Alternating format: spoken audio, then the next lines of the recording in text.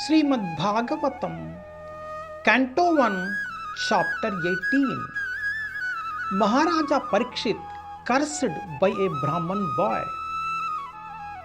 ब्राह्मण बालक द्वारा महाराजा परीक्षित को शाप. పరీక్షన్ మహారాజునకు బ్రాహ్మణ బాలుని శాపము.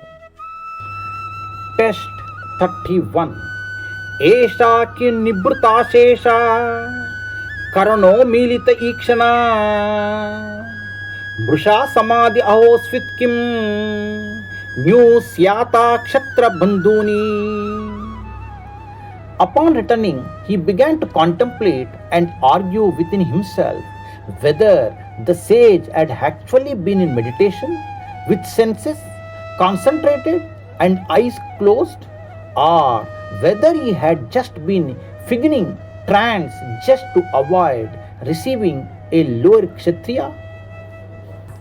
लौटने पर वे सोचने लगे तथा मन ही मन तर्क करने लगे कि क्या मुनि इंद्रियों को एकाग्र करके तथा आंखें बंद किए सचमुच समाधि में थे, अथवा वे निम्न क्षेत्रीय का सत्कार करने से बचने हेतु समाधि का रचा रहे थे.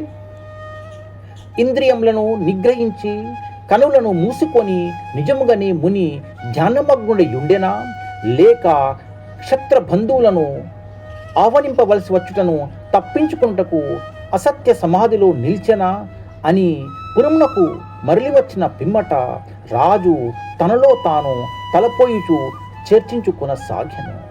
ప్రభుపాద్ కీ జై. హరే కృష్ణ.